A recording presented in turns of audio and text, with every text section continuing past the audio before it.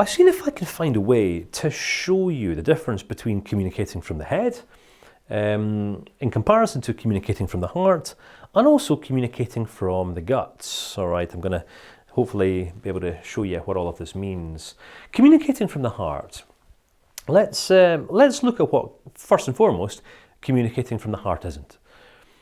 How about if I was just standing here right now telling you, if you want to communicate well, you've got to say this, you've got to ask open questions, you've got to exercise listening skills, you have got to be non-assumptuous, you have to be interested in people, you've got to exercise immediacy, and you've got to be self-aware.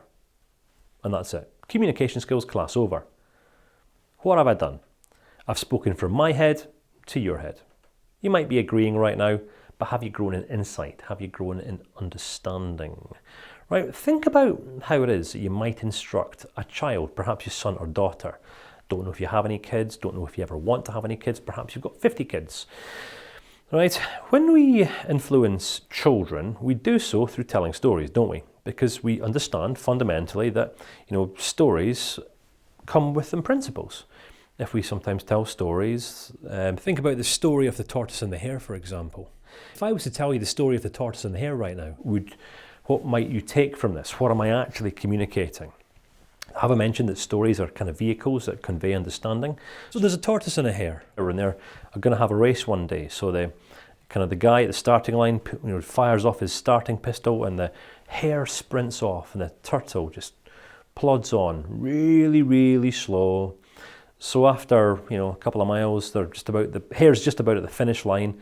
And he said, my goodness, I can't see the tortoise anywhere. I'm just going to stop and chill out, put my feet up, have a little rest. Sits back, starts looking up at the clouds in the sky, and just switches off and falls asleep. And, he ends up sleeping for about 2 hours as the tortoise kind of crawls on past him and then crosses the finish line. And the hare, who could have won the race with absolute ease, didn't, because he became a little bit lackadaisical in his approach and took his speed as a surefire guarantee that he was going to win the race. And he didn't. The principle is, what? Slow and steady wins the race. We know that persistence and perseverance is kind of what sustains us long term in life. So I didn't have to explain the meaning of that story, because I'm sure you've heard it before and you know what it means. What I'm saying here is that all communications carry with them a meaning. All right? And this is the difference between communicating understanding and engaging in small talk. Small talk, if I was just delivering a PowerPoint presentation. So the communication skills that you need to learn to be an effective communicator are active listening, open questioning. You've got to be open-minded. But if I'm not showing and demonstrating what it means to be those things, then if you don't already understand, well, how are you going to grow to understand? So cliches and small talk. Again, if you want to experience lots of cliches and small talk, TED Talk's a great place to start. And I'm not being overly general here, because there are many, many great TED Talks, but go and experience some of the better ones from some of the worst ones. Years ago, there used to be phenomenal ones. Now, not so, because they've become very, very common and everyone wants to get on there to communicate who aren't always communicators. Like cliches, small talk. Think about what happens if you were to, walk through your local shopping centre and you bump into someone that you know, and you're really, really busy. You've got a really important meeting to get to in 10 minutes. And this person just says, hi, haven't seen you for ages. How are you? What are you going to say?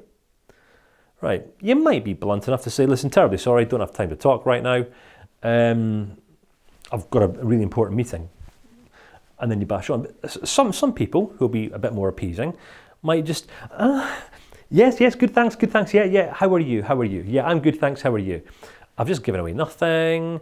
And then the other person then goes on to make small talk with you and tell you about their children and about their dog, and they've just been on the latest keto diet, and you don't care. You don't care because you're not there, your head's somewhere else. All right? Cliches, small talk. A step up from cliches and small talk, facts and information. Now, I don't know about you, but I find it quite challenging to keep the company of people who just talk in facts and information. I remember it was a video production crew that I used to work with years ago when I first started creating these online trainings. And one of the guys on this team, every time I'd kind of finished teaching or delivering a presentation, obviously as a communicator, I want to stay focused. I'm kind of looking to consider what I'm about to communicate next, make sure that everything's kind of succinct and that it all flows, ideas flow onto other ideas, so we can build understanding upon understanding. This guy would say, so anyway, what's your political opinion? What do you think about religion? Ask me random questions about abstract concepts. And then he would start delivering some facts and telling me some information about some political party that he's involved in. Trying not to offend, I would, that's interesting, being completely unauthentic, because internally I'm just thinking, will you shut up? You're distracting me. I don't care about your political persuasion right now. I'm not interested in knowing knowing information. I don't want you to teach me anything right now. I don't care. You're distracting me. But we don't always do that. Facts and information. If a person is communicating from the heart, being honest, for example, say I'm talking about some of the mistakes that I've made in my past and how they've influenced my ability to communicate concisely today, and one of the reasons why I firmly believe in the importance of authentic communication. I'm being completely honest here. And I've got someone saying, yeah, but I disagree. I think that it's important to do this, and I think it's important to do that. Agreement operates and functions on a head level, right? Understanding flows on a heart level. Two people connect with each other on a heart-to-heart level. Two people will debate on a head level. All right? Hence the reason I'm doing my best to impress upon you the importance of communicating from the heart. All right? Opinions. Now, I could voice my opinion right now. I had in that last slide a picture of Donald Trump. I could have shared with you my opinion about Donald Trump, about his leadership, about his political agenda, right? But I ain't gonna, right? Because if I was to voice my opinion, right, those who are more rationally minded would end up taking offense. Honestly, I would get like cancelled. Cancel culture would be literally on my back.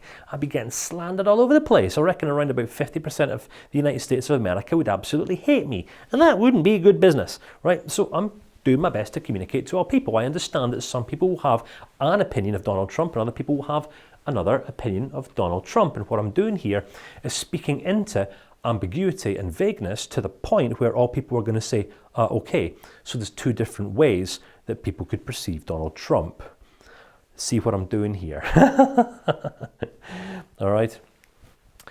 I could communicate my feelings. I could communicate how I feel about the COVID-19 pandemic. I could talk about how I feel inside as a man, and and that's okay. And some people view that as being openness.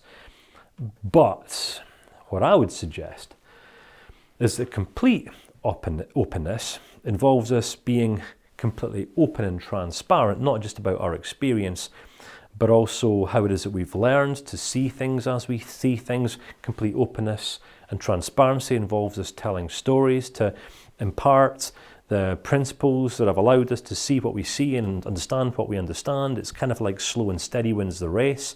We tell the story of the rabbits and the tortoise to impart the principle. Because if I was just to say slow and steady wins the race, you're going to say, yeah, thanks for that. I already know that. You haven't added me any value whatsoever. But as I tell the story, we bring context to it that makes it more relatable to the circumstances of your life today. Makes sense? All right. Head, heart, gut. I'm doing my best here, all right, to deliver a little bit of all three. Head, I'm going to talk about what I think. I'm going to talk about what I feel. I'm going to talk about logic. I'm going to talk about my opinions, my perspectives, all of which live in my head. I'm going to give you detail, my subjective preferences, when I have an opinion, when I like it, when I don't like it. It's all based upon my rational subjectivity. The problem is, when I talk from a place of rational subjectivity, if you do not see what I see, or if you have not had a similar experience as I, you're you're going to end up disagreeing. Hence the reason, as a communicator, I will not talk from subjective experience.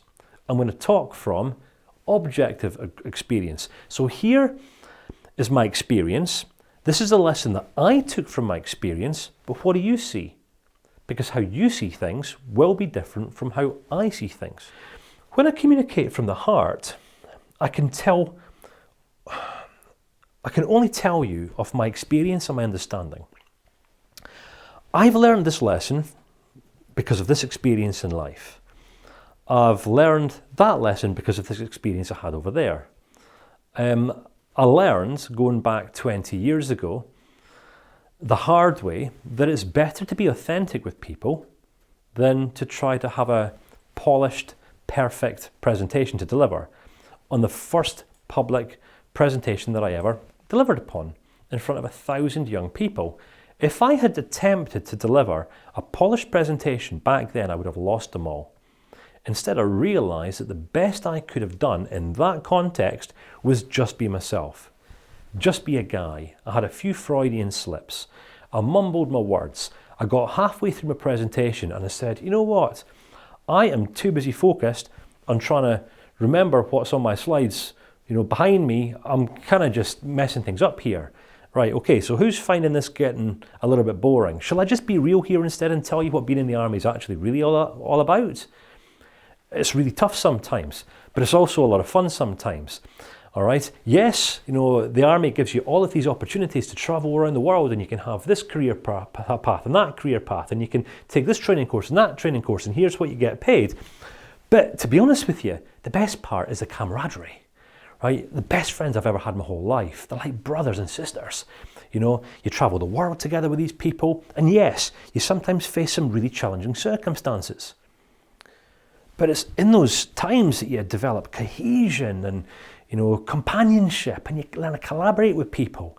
And there's opportunity to go up through the ranks and get paid more, and also upskill and learn more about yourself. And it's phenomenal. It's a set of skills you can apply in any area of life. So I'm talking about my experience now. Compare that to when I'm talking about, yes, and you can become a bricklayer, or you could be a soldier, or you can be an infantryman, or you can do this. And here's exactly how much money you get paid. So I can deliver you facts, or I can communicate my experience. Do you see the difference between the two? Talking from the head, talking from the heart. There's then communicating from the gut. When we communicate from the gut, we can only talk off what we sense, what we foresee, and what our intuition tells us. Right, communicating from the heart is kind of where it's at.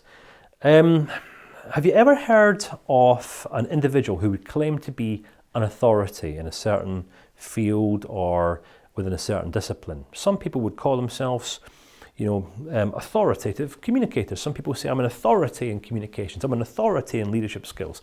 I'm an authority in this field of expertise. I want to propose at this stage of the training that authority isn't something that can be earned through a training course. Authority isn't something you can buy. It's not something you can get through active involvement in a training organisation or being part of a certain people group. Your authority in life comes from your experience. All right. As communicators, if we grow to communicate in an authoritative way, I'm not talking about communicating in a controlling, manipulative, heavy-handed sort of way.